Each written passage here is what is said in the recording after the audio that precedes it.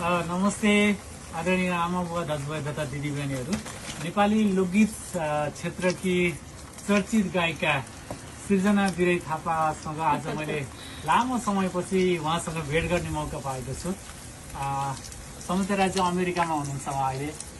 नेपाली गीत सङ्गीत क्षेत्रमा तपाईँले उहाँको नाम भनेपछि पक्कै पनि तपाईँ चिरपरिचित हुनुहुन्छ होला। उहाँले गाएका गीत सङ्गीतहरू अझै पनि चर्चाको शिखरमा रहेका छन्। एउटा चिठी लेख्न मन लाग्छ, वनको काफल, वनकै चरीलाई लगायत थुप्रै गीत सङ्गीतमा आवाज दिएकी सृजना बिरै थापा सँग आज हामीले सानो भलाकुसारी गर्दैछौँ। दिदी नमस्ते। हजुर नमस्कार। सन्चै आराममा हुनुहुन्छ? एकदमै। कति राम्रो रोटी बनाउनु भएको। अनि आज यहाँ घरमा सानो पार्टी, मेरो बाबुको बर्थडे परेको।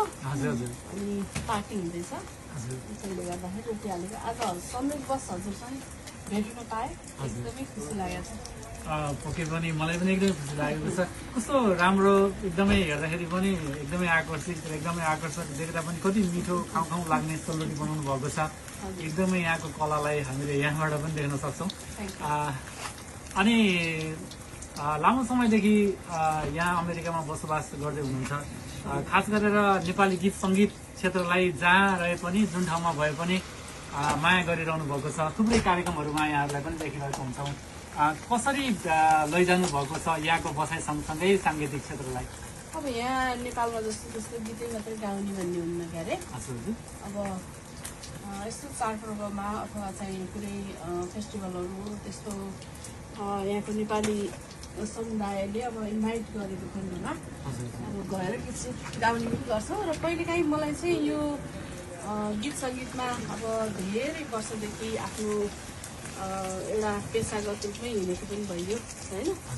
अनि अब त्यसको मोह त कहाँ छोड्न सकिन्छ र त्यही कारणले घरमा पनि मैले कहिले टाइममा यसो 2 महिना 3 महिना अब 1-1.5 महिनामा एउटा कार्यक्रम जस्तो गर्ने, भेटघाट गर्ने, ग्यादरिङ गर्ने, अनि त्यहाँ दोहोरी गाउने, अनि साथीभाइहरूसँग अब इन्जोय गर्ने, त्यस्तो गरिरहन्छु। अब काम पनि गर्नु पर्यो। अनि यसो अलिकति त्यस्तो कहिलेकाहीँ अब दसैँमा, तिहारमा, तिजमा, यस्तो हाम्रो नेपाली फेस्टिभलहरूमा म यो रोटी पनि खास रोटी पनि बेच्छु कि यहाँ। सबैलाई धेरैले लानुहुन्छ मेरो घरबाट रोटी हालेर बेच्ने पनि काम गर्छु। व्यावसायिक रूपमा पनि यो हाम्रो कल्चरसँग जोडिएको चिज भएको भएर अब सबैलाई यो बनाउनु पनि आउँदैन होला, अब कतिलाई भ्याउनु हुन्न होला आए पनि होइन। अनि मसँग अर्डर गर्नुहुन्छ, अनि म चाहिँ त्यसरी रोटी हाल्छु। हजुर। अनि तपाईँको गीत अलिक पछिल्लो समयमा पनि तपाईँले गाएका गीतहरू एकदमै झन् अब अहिले यो सामाजिक सञ्जाल, टिकटक, विभिन्न माध्यमबाट पनि झन् एउटा नयाँ पुस्ताहरूले, पुराना पुस्ताहरूले सबैले चाहिँ त्यसलाई चाहिँ झन् सम्झिरहनु भएको छ। विशेष गरेर एउटा चिठी लेख्न मन लाग्छ भन्ने गीत सङ्गीतहरू यो सँगसँगै टिकटकले पनि यसलाई अझ उचाइमा पुर्याएको छ। वनको काफल, वनकै चरीलाई पनि गीतले पनि यसलाई झन् उचाइमा पुर्याइरहेको छ। कस्तो अनुभूति भइरहेछ? अहिलेको समयमा झन् तपाईँको गीतले चाहिँ एउटा नयाँ तरिकाले, परिमार्जित तरिकाले युवाहरूले चाहिँ यसलाई झन् श्रवण सुनिरहनु भएको छ, झन् अझ यसको भ्युजहरू बढिरहेको छ। के भन्नुहुन्छ? एकदम खुसी लाग्छ। अब आफ्नो चिजहरू अरूले मन पराइदिँदा खुसी नहुनु पर्ने त कारणै छ होइन। उहाँहरूले एकदमै सर्वाधिक रुचाइदिएका धेरै गीतहरू छन् मसँग जोडिएको। मैले आफैले सृजना गरेका गीतहरू एकदमै खुसी लाग्छ। अहिलेसम्म पनि म बरु होटलमा परे जस्तो लाग्छ। गीतहरू चाहिँ अहिलेसम्म पनि उस्तै मन पराइदिनु भएको छ, माया गरिदिनु भएको छ। त्यही कारणले एकदमै खुसी लाग्छ। र मेरो शुभचिन्तकहरूप्रति, गीत सङ्गीतलाई माया गर्ने आदरणीय व्यक्तित्वहरूप्रति एकदम सम्मान पनि व्यक्त गर्न चाहन्छु यहीँबाट भए पनि।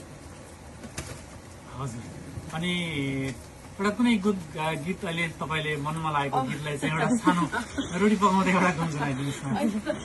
अहिले त नगाउँछु, एउटा लाइन भयो भने एउटा म तपाईँको खास गरेर थुप्रै गीत सङ्गीतहरू पहिले सुन्दै आइरहेको छु, जुन एउटा मलाई सबैभन्दा मन छुने होइन, एउटा म स्कुल कलेज पढ्दादेखि नै यो एउटा चिठी लेख्न मन लाग्छ भन्ने गीतका शब्दहरू भित्र बसेर त्यो यति आनन्द लिन्थ्यो कि त्यो समयमा एउटा त्यो समय पनि अवस्था पनि त्यस्तै रहेको कारणले गर्दाखेरि पनि होला धेरै साथीहरूले चाहिँ यो गीत हजुरले गाएको गीत सङ्गीतहरू चाहिँ सुनिरहँदाखेरि मैले पनि यो एउटा चिठी लेख्न मन लाग्छ भन्ने गीतलाई चाहिँ एकदमै मनैबाट सुन्नुपर्दाखेरि धेरै सम्झिरहेको हुन्थ्यो त्यसलाई चाहिँ एक लाइनमा एउटा लाइन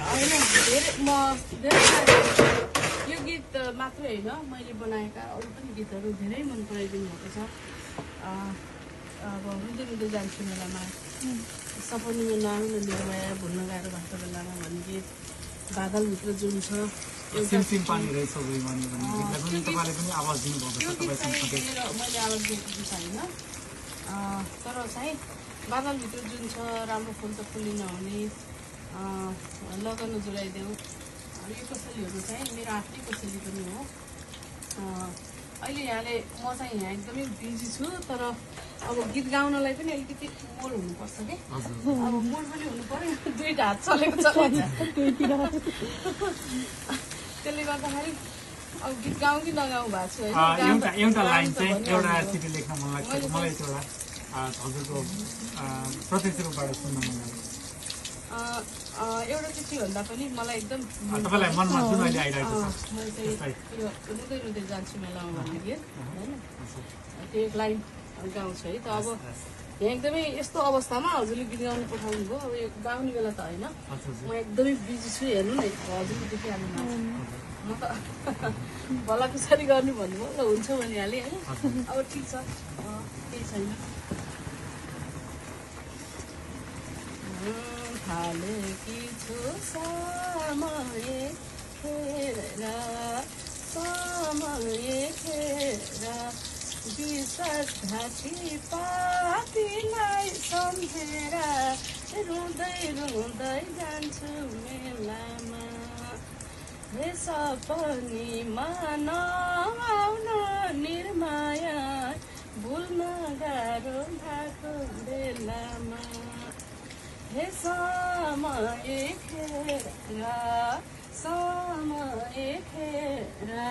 विश्वासघाती पापीलाई सम्झेर रुँदै रुँदै जान्छु मेलामा हे सपनीमा नआउन निर्माया भुल्न गाह्रो भएको बेलामा हे सपनीमा नआउन निर्माया भुल्न गाह्रो भएको बेलामा यो गीत मैले 2064 सालतिर 63को इन्डिङतिर लिएर आएको हो असाध्यै मन पराइदिनु भएको गीत हो यो पनि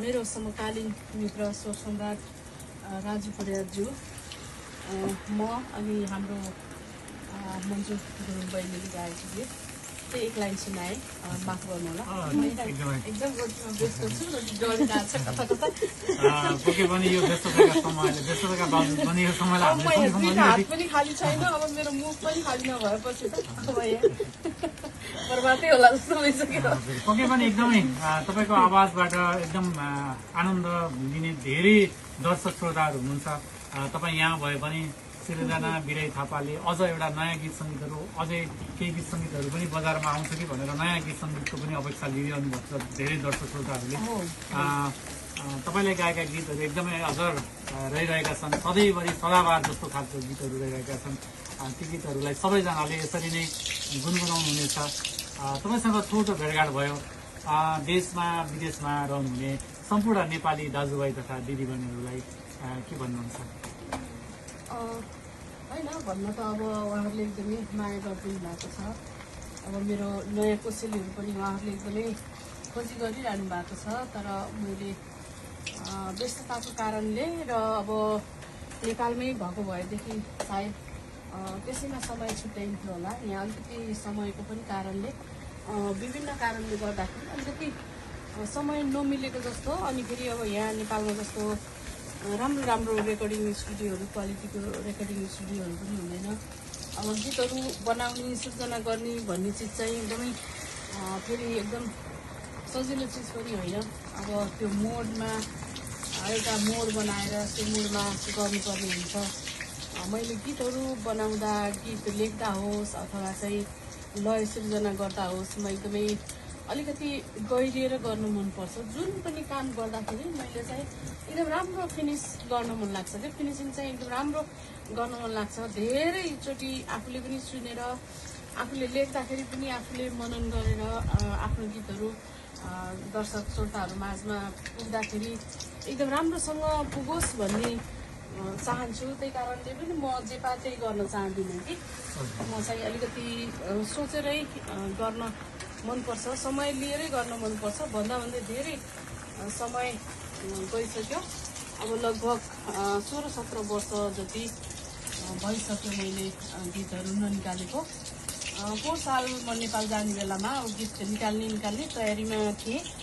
2-3 वटा गीतहरू लगभग स्टुडियोमा रेकर्डिङको सिलसिलामै यत्तिकै आधा काम गरेर छोडिरहेको छु।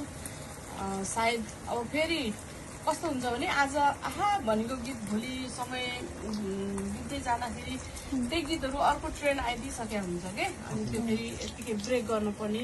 पुरानो गीतहरू पनि टन्नै छ, त्यो मलाई समय नमिलेको भएर मैले चाहिँ त्यो गीतहरू पस्किन सकिरहेको छैन। तर मैले धेरै गीतहरू बनाएको छु। अब लगभग अलिकति भित्र मनबाटै गीत सङ्गीतमा फेरि फर्किने एउटा तयारी गर्दैछु। अब टाइम लाग्ने रहेछ कि यो ब्रेक भइसकेपछि सबै चिजको यस्तै हुन्छ होला जस्तो लाग्छ कि मैले बिचमा ब्रेक लिएँ। अब यहाँ चाहिँ अमेरिकामा बस्दाखेरि अब अरू कामै गर्नु पर्यो पहिला त होइन। फर्स्ट अफ अल अब काम गर्नु पर्यो। अब बच्चा पनि सानै लिएर आएको मैले होइन। बाबु अहिले ठुलो भइसक्यो, अब पिएचडी गर्दैछ बाबुले।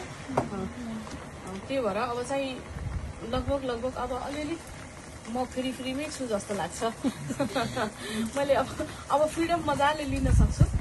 यति बेलासम्म मैले फ्रिडम लिन सकिनँ, अब फ्रिडम लिन सक्छु। अब त्यस पछाडि मैले गीतहरू निकाल्ने मनसाय गर्दैछु।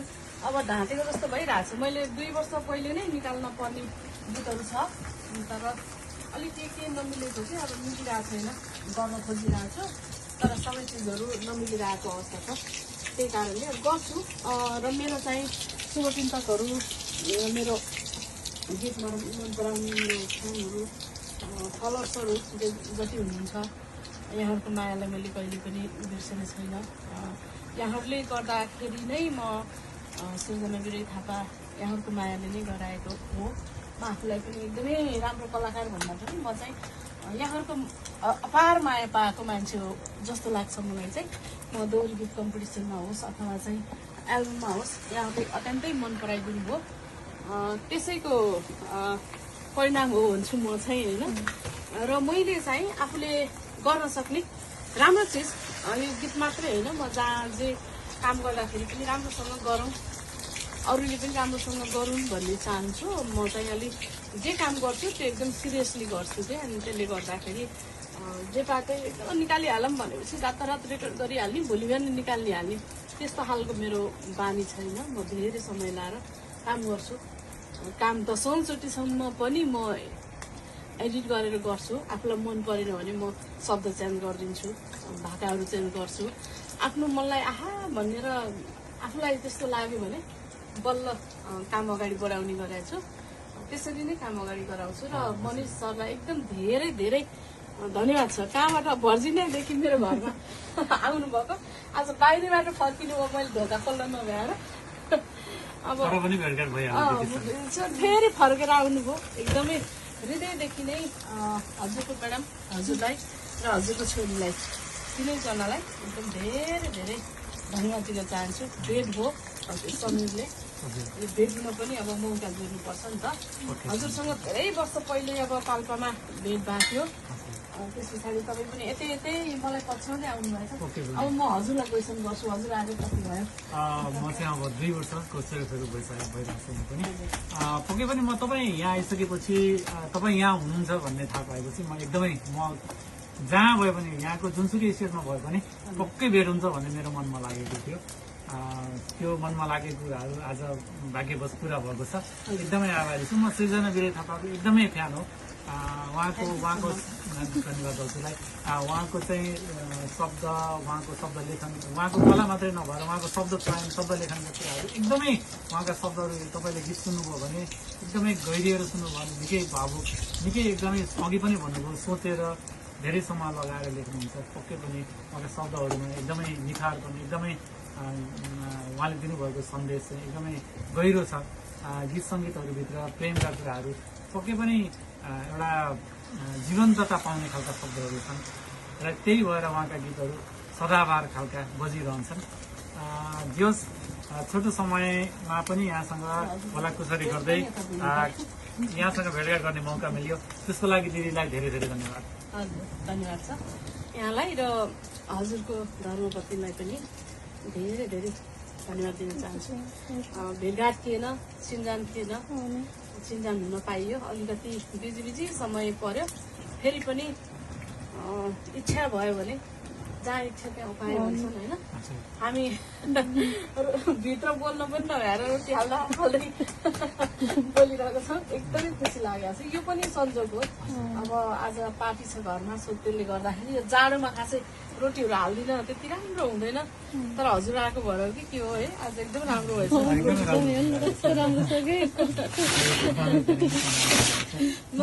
जाडोमा एकदमै पुग्नु पर्छ क्या जाडोमा यो रोटी। त्यही भएर मैले जाडोमा खासै अरूहरू लिने गर्दिनँ। हुन्छ, यो औपचारिक सामान्य कुराकानीलाई यही बिट मार्दै दिदीलाई फेरि पनि धन्यवाद दिदी। अहिले यो भिडियोबाट बिदा चाहन्छौँ। ल, थ्याङ्क यू, नमस्कार सबैलाई।